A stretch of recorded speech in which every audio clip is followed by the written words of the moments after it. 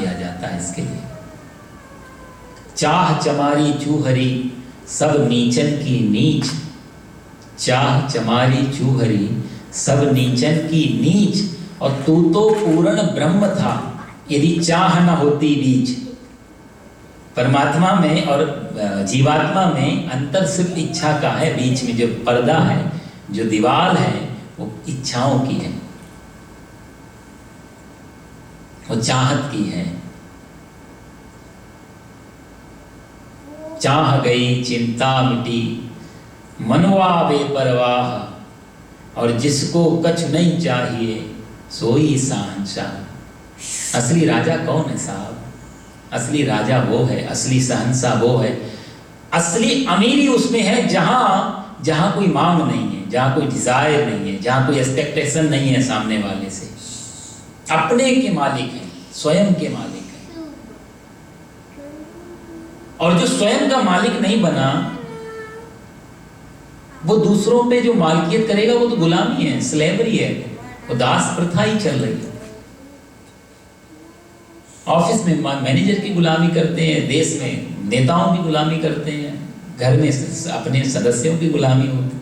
गुलामी का जीवन है, और गुलामी के जीवन में कभी शांति नहीं हो सकती। दर्द क्या था? भारत गुलाम था तो कोई बहुत बड़ी पीड़ा और दूसरी नहीं थी। मेरे हिसाब से आज से ज्यादा लोग व्यवस्थित थे, व्यवस्थाएं अच्छी थी। गुलामी के दौर में सबसे बड़ी पीड़ा यदि थी तो गुलामी की पीड़ा थी कि हम परतंत्र हैं। सबसे बड़ी पीड़ा ये थी कि हमारे ऊपर कोई शासन है किसी का, जिसका नहीं होना चाहिए। और स्वतंत्रता में जो सुख है परतंत्रता में वो कभी नहीं हो सकता। स्वतंत्रता में इसलिए जीव स्वतंत्र होने के लिए बाध्य है, मजबूर है, और जब तक स्वतंत्र नहीं होगा तब तक वो सुखी नहीं हो सकता, तब तक वो शांत नहीं हो सकता। स्वतंत्रता किसी आदमी की नहीं, अपनी स्वतंत्रता, अपना फ्रीडम। अभी हम सब लोग बंधे हुए हैं। भगवान शिव कहते हैं सब हर आदमी परतंत्र है अपनी इच्छाओं से। न चाहते हुए बहुत सारे काम इस जीवन में करने पड़ते हैं हमको, वही तो परतंत्रता है। इंद्रियां अपनी तरफ भगाती हैं, आंख कहती है दृश्य दिखाओ। अब देखो कोरोना टाइम चल रहा है, हर आदमी को मालूम है। अब से पहले सब आदमी की शिकायत थी, पंडित जी टाइम नहीं है महाराज, टाइम नहीं है, 5 दिन ऑफिस 2 दिन घर के काम, टाइम कहाँ मिलता है, बच्चों के स्कूल, खुद को संभालेंगे। भगवान ने कहा लो पूरी दुनिया को टाइम दे दिया, बैठो चैन से। अब कहता बोर हो रहे, अब क्या करें? मजे की कितनी बात है, आदमी अपने साथ कितना फ्रस्ट्रेट है, खुद के साथ रहने में कितना उसको परेशानी है। दूसरा चाहिए, दूसरा चाहिए। ये परतंत्रता है दूसरे की, कि आप नहीं मिलोगे तो हम दुखी रहेंगे, समाज नहीं मिलेगा तो दुखी रहेंगे, भीड़ नहीं मिलेगी तो दुखी रहेंगे, बाजार नहीं मिलेगी तो। मजे की बात आप देखो ना, टाइम यदि नहीं है, टाइम हो गया तो क्या करना है? क्या कर रहे हैं? दुनिया किस तरफ जा रही है? किसी भी माध्यम से टाइम तो मिला, लेकिन वो टाइम कैसा जा रहा है? इसको बोलते हैं परतंत्रता साहब, इसको बोलते हैं। खुद के साथ आदमी बहुत बहुत बहुत जल्दी बोर हो जाता है। खुद के, दूसरों के साथ तो बोर होता ही है। मजे की बात, दूसरों के साथ आदमी बोर होता ही है। दूसरे कोई भी, चाहे दूसरा पदार्थ, दूसरा घर, दूसरा गाड़ी, दूसरा समाज, दूसरा देश, कोई भी चीज अपने से दूसरा, उसमें तो बोर होता ही है। और नहीं समझ हो, ना समझ, तो अपने साथ भी बोर हो जाता है। कितने मजे की बात है, 2 लोग अलग अलग हैं, दोनों दुखी हैं, दोनों मिलकर के सुखी हो जाते हैं, अच्छा लगता है। 2 व्यक्ति अकेले में दुखी हैं, साथ में सुखी हो जाते हैं। इसका मतलब दोनों दुखी, वो थोड़ी देर का भ्रम हो जाता है, क्योंकि दोनों के पास ही सुख नहीं है, दोनों के पास ही शांति नहीं है। तो जो दोनों मिलकर के सुखी हो रहे हैं वो टेम्परेरी होंगे ही, क्योंकि किसी के पास है ही। मेरे पॉकेट में यदि पैसा नहीं है तो मैं आपको कहां से दूंगा? ना दूसरे के पास जो सुख है, शांति है, ना अपने पास सुख और शांति है। ये तो वही हाल हो गया जैसे 2 ज्योतिषी, 2 एस्ट्रोलॉजर घर से बाहर निकलते हैं तो चौराहे पे दोनों मिलते हैं और एक दूसरे को अपना हाथ दिखा लेते हैं, पामोलॉजी वाले, कि तुम जरा मेरा हाथ देख लो, तुम मेरा हाथ देख लो, धंधा कैसा चलेगा, दिन कैसा जाएगा। एक दूसरे से संतुष्ट हो रहे हैं साहब, एक दूसरे से संतुष्ट हो। यही हम लोगों की हालत है। दूसरा यदि नहीं मिल रहा है तो हम दुखी हो जाते हैं, अपने के साथ तो बहुत दुखी हो। भगवान शिव कहते हैं देवी गृह कारज नाना जंजाल, ये अति दुर्लभ शैल विशाला, बहुत दुर्लभ है कथा। भाग्योदयेन बहुजन्म समर्जितेन सत्संग मम चलवते पुरुषो यदा वै। अनेक जन्मों का जब भाग्योदय होता है, भाग्योदयेन बहुजन्म, एक जन्म का नहीं, बहुजन्म, बहुत जन्मों का जब भाग्योदय होता है, सत्संग मम चलवते पुरुषो यदा वै, तब सत्संग और कथा, भगवान, मंदिर, आस्था, आस्तिकता, इन सब में मन लगता है। नहीं तो इतने कुतर्क धर्म के विषय में लोग करते हैं, इतने कुतर्क, भगवान कहाँ है, दिखता नहीं है, होता तो दिखता। अरे साहब आप अपने हमें सपने दिखाओ, मैं आपको भगवान दिखा देता हूं। आप रोज सपने देखते हैं, रोज देखते हैं, प्राय 99% लोग, क्योंकि अब वो शांति वाली नींद तो किसी के पास रही नहीं, तो जरा सी झपकी भी लगे तो सपना शुरू हो जाता है।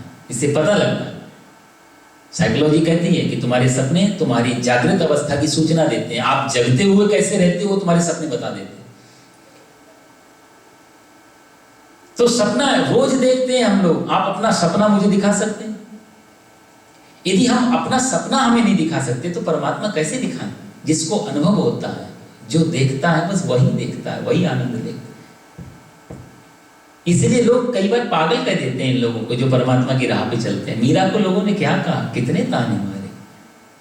राणा कहता है तो मूर्ख है, ये तो पागल हो गई, इसके लिए क्या नहीं है, सब छोड़ के किसके पीछे भाग रही, कुछ दिखता भी तो नहीं सामने, आनंद है कहां जो ये झूम रही है। इन्हीं बिगड़े दिमागों में भरे अमृत के लच्छे हैं और हमें पागल ही रहने दो, हम पागल ही अच्छे। इसलिए भक्त किसी की परवाह नहीं करता, साधक किसी की परवाह नहीं करता, कौन मेरे बारे में क्या सोच रहा है। वो परवाह करता है उसकी, जिसके बारे में जिसकी वो साधना कर रहा है, उसको मैं कैसा लगता हूं, उसकी नजर में मेरे क्या औकात है, उसकी नजर में मेरा क्या स्थान है।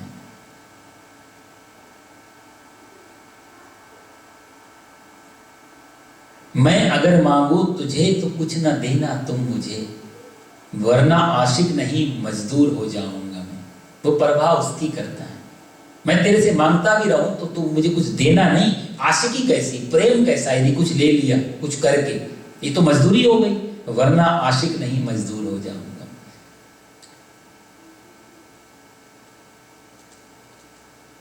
भगवान कहते हैं गृह कारज नाना जंजाल। कथाओं में, सत्संग में मन को लगाना बहुत कठिन काम है। भाग्योदयेन बहुजन्म समर्जितेन। भगवान श्री कृष्ण गीता में भी कहते हैं अनेक जन्म संसिद्धि ततो याति पराम गति। एक जन्म का नहीं मामला है, हाँ प्रयास करना चाहिए। कितना ही बड़ा तार्किक हो साहब, कुछ सत्य तो उसको स्वीकार करने पड़ते हैं। कितना ही बड़ा साइंटिस्ट हो, कितना ही बड़ा अमीर व्यक्ति हो, वो न चाहते हुए भी बचपन से जवानी में प्रवेश करता है, न चाहते हुए जवानी से बुढ़ापे में प्रवेश करता है, न चाहते हुए बुढ़ापे से मृत्यु में प्रवेश करता है। चलती कहाँ है उसकी।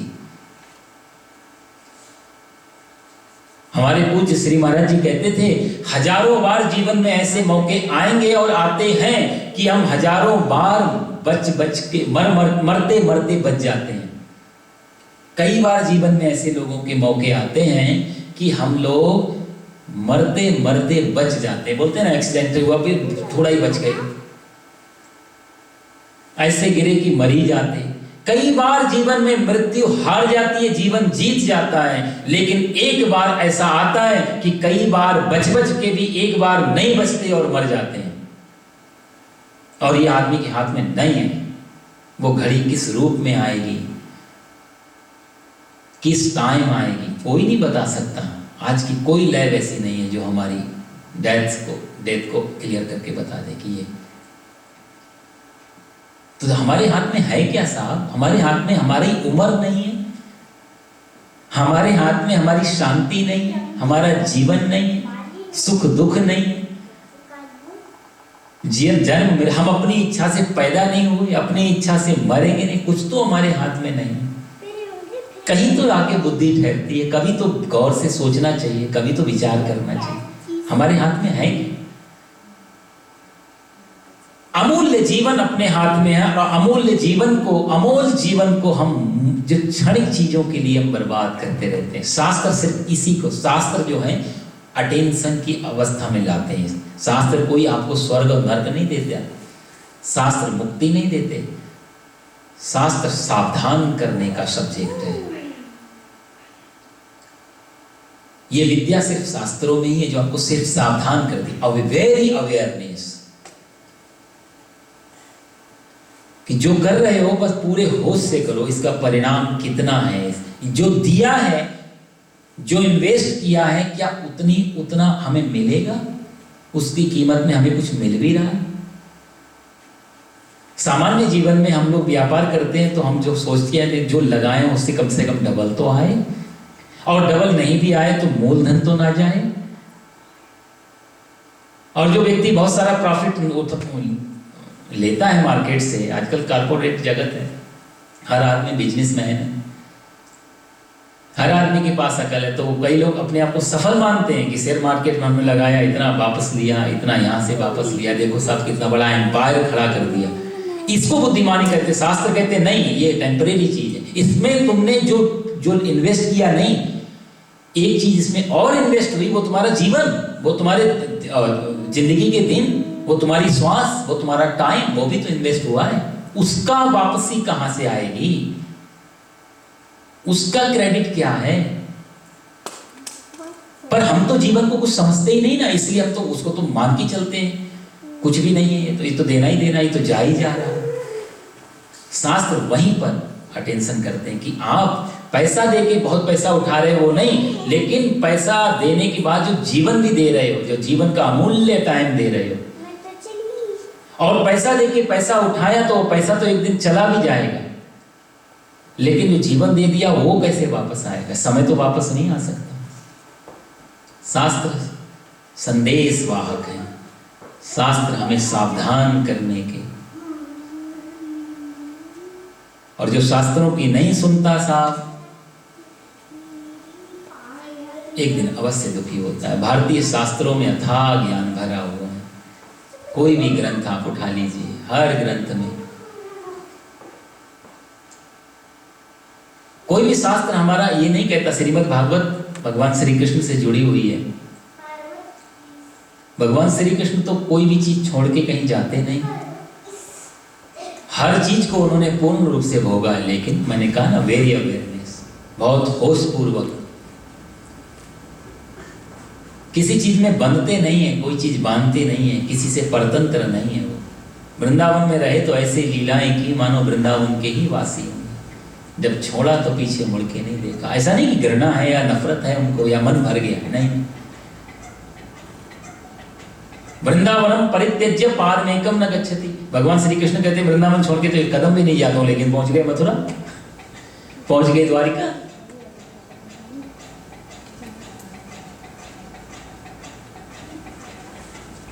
भगवान की लीलाओं से यह संदेश मिलता है कि जहां है वैसे पूरे होश से, और जब पूरे होश पूर्वक हम जिएंगे भगवान श्री कृष्ण की तरह, तो चीजें, उसका रिफ्लेक्शन क्या होगा? हमें चीजें बांधेंगी नहीं, अंतरात्मा बोलेगी ठीक है, अच्छा सोने के लिए अच्छा बेडरूम चाहिए, चलने के लिए अच्छी कार चाहिए, व्यवस्थाएं ठाट बाट। कृष्ण का जन्मदिन है साहब, हम कोई किसी चीज को मैं दोषी नहीं ठहराऊंगा। भगवान श्री कृष्ण ने संसार की किसी भी चीज को दोषी नहीं ठहराया। बांधने की चीज कैसे दोषी हो सकती है? दोषी है वासना, दोषी है अटैचमेंट। चार्टर्ड प्लेन में बैठो या बैलगाड़ी में बैठो, बंधन क्या है? किसी आदमी को बैलगाड़ी से बहुत लगाव, कोई चार्टर्ड प्लेन में भी बिना लगाव के चल रहा है, ठीक है, यात्रा करने का साधन है, बैलगाड़ी हो, रथ हो, चार्टर्ड प्लेन हो, चाहे BMW हो, क्या फर्क पड़ता है? हमारे महाराज जी कहते थे कि टीन के डिब्बे में ये डिब्बा जाता है, इधर उधर जाने होते यात्रा करते, वो टीन का डिब्बा है, ये मांसपेशियों का डिब्बा है तो दोनों डिब्बे, एक डिब्बे के अंदर मैं बैठा हूं और एक डिब्बे के अंदर मेरा डिब्बा बैठा हुआ है, डिब्बे को डिब्बा लेकर के जाना। ये भाव यदि है तो फर्क नहीं पड़ता कि आप सोने की कार में बैठे हैं या घोड़े पे बैठे हैं या गधे पे बैठे हैं, क्या फर्क पड़ेगा? चीजें जिस दिन बांध देती है हमको संसार से, उसी दिन अशांति शुरू होती है। और ये प्रयास, क्योंकि ये ज्ञान, ये समझ, ये संदेश इतनी जल्दी घटित नहीं होती। छोटी छोटी चीजों में प्रैक्टिकल करते रहना चाहिए। भगवान श्री कृष्ण लीला पुरुषोत्तम है, लीला ही चलनी चाहिए, जीवन लीला बन जाए। जैसे एक्टर एक एक्टिंग करता है, गुस्से की एक्टिंग जब आएगा, पार्ट आएगा तो गुस्से में आएगा, लेकिन अंदर से जानता, हाथ में पिस्टल, तलवार, सब कुछ होता है, उसके हथियार होते हैं, लेकिन वार भी करता है। मजे की बात, और हमें दिखता भी है कि वार हुआ, लेकिन एक्चुअल में वार नहीं होता, कोई हर्ट नहीं होता सामने वाला, कैमरे के आगे खेल चल रहा है। हमें दिखाते हैं कि देखो वार हुआ, ब्लड भी निकला, सब कुछ, वो कलर वलर, हम सब लोग जानते हैं उस बात को। मजे की बात, जैसे एक्टर एक्टिंग करता है, और जितनी अच्छी एक्टिंग करेगा उतना ही डायरेक्टर और आगे हम लोगों को भी अच्छा लगता है, बहुत अच्छा। ऐसे जितनी अच्छी लीला हम लोग कर लेंगे परमात्मा उतना अच्छा लगेगा। उसका ही तो रंगमंच है, उसका ही तो स्टेज है ये पूरी दुनिया। लीला बहुत अच्छी की जाए, बांधा अंदर से जान लिया जाए ये लीला है। अकेला आए, अकेले रहे, अकेले ही जाए। यही भगवान श्री कृष्ण की जीवन चरित्रों से सीखने को मिलता है। चर्चा कर रहा था मैं कि कथाओं को सुनना चाहिए, पीना चाहिए, विचार मनन करने की ये सब्जेक्ट है। ये सिर्फ कहानी नहीं है, ये कोई नॉवेल नहीं है, ये बायोग्राफी भी नहीं है किसी की। इनको तो हृदयंगम करना चाहिए, आनंद लेते हैं। रसखान देखो साहब, अकबर के दरबार में नवरत्नों में एक व्यक्ति रसखान, धर्म में भी पैदा नहीं हुए, हिंदू के धर्म में, दूसरे धर्म में पैदा होते हैं, लेकिन जब जाते हैं वृंदावन तो कभी जीवन में लौट के नहीं आते। कहते हैं पशु भी बनाओ तो वृंदावन में बनाओ, मनुष्य भी बनो तो यहीं बनो, पेड़ पौधा भी बनो तो यहीं बनो। कितने अच्छे पद हैं रसखान जी के। खींचता है कृष्ण। यदि हम उस दृष्टि से कृष्ण की कहानी की तरह सुनेंगे तो ठीक है, कहानी में एक थोड़ा सा टाइम लगेगा, और कहानी तो आई, कितनी मूवी हम लोग देख चुके, कितने सीरियल, कितने हम चीजें बाहर की देखते रहते हैं, हम पे कोई फर्क नहीं पड़ता उनसे, कौन आया कौन गया, कहानी थी ठीक है। कहानी और कथा में यही अंतर है। कहानी सिर्फ मन को थोड़ी देर के लिए शांत करती है, मन को अच्छा करती है, लेकिन कथा जीवन को बदलती है। तो कथा को कहानी की तरह ले लेने में खतरे हैं यही। कथा को ऐसा ही मान के चला जाए कि भगवान की मेरी आंखों की, जैसे डोंगरे महाराज जी हमारे बड़े संत हुए, बड़े बड़े संत, कल्पात्री जी महाराज, डोंगरे जी महाराज, और बड़े बड़े संत हैं वृंदावन में। आज भी ऐसे संत महापुरुष हैं जो कथा सुनाते हैं तो आंखें बंद करके उनको ऐसा लगता है जैसे कि सामने दृश्य देख रहे हैं। और जैसे संजय महाभारत का दृश्य देख रहा है, धृतराष्ट्र को लाइव सुना रहा है। आज भी ऐसे संत महापुरुष हैं जो कथाओं को प्रत्यक्ष देखते हुए लाइव प्रसारण करते हैं। लाइव के टेलीकास्ट होता है उनके लिए, हमारे लिए कहानी है, उनके लिए तो लाइव चल रहा। आज भी कृष्ण है, आज भी भगवान है। भगवान की वाणी है ना, आपने सुना होगा श्लोक, ना हम बसामि वैकुंठे, ना हम बसामि वैकुंठे योगिनाम हृदयेन च। भगवान नारायण से नारद जी पूछते हैं, आप कहाँ रहते हैं प्रभु, आपका स्थान कहाँ है? कोई ढूंढने भी जाए तो पता ठिकाना भी तो बताओ, कहाँ ढूंढे, किस नाम से ढूंढे, किस जगह ढूंढे जहां पक्का मिल जाओ। भगवान ने बड़ी सुंदर बात कही। भगवान कहते हैं कि नारायण आप ये सोचते हो मैं वैकुंठ में रहता हूं? नारद जी नहीं नहीं, ना हम बसामि वैकुंठे योगिनाम हृदयेन च। तो फिर कहाँ रहते? योगियों के हृदय में भी नहीं रहता मैं, वहां ज्ञान रहता है। तो रहते कहाँ प्रभु? भगवान ने बोला मैं एक ही जगह रहता हूं, मदभक्ता यत्र गायन्ति। मेरे भक्त लोग जहां जहां मेरा स्मरण करते हैं, मदभक्ता यत्र गायन्ति, जहां मेरा भजन कीर्तन होता है, जहां मेरी कथाएं होती हैं, तत्र तिष्ठामि नारदा। हे नारद, मेरा वहां वास होता है जहां जहां मेरी कथा। इसलिए प्रभु को पाने के लिए, प्रभु को बुलाने के लिए कोई ऐसा नहीं कि उनको लाने के लिए कहीं से वो कहीं आएंगे। ऑक्सीजन कहाँ है? हम जहाँ जा रहे हैं वहाँ ऑक्सीजन है। जहाँ ऑक्सीजन नहीं होगी वहाँ मर जाएंगे साहब। परमात्मा नहीं होगा तो दुनिया भी नहीं होगी। कण कण में जो परमात्मा का यही भाव है। हर जगह हवा है, हवा कहाँ नहीं है, ऑक्सीजन कहाँ नहीं है, प्रकाश कहाँ नहीं, सब जगह। मद्भक्ता यत्र गायन्ति तत्र तिष्ठामि नारदा।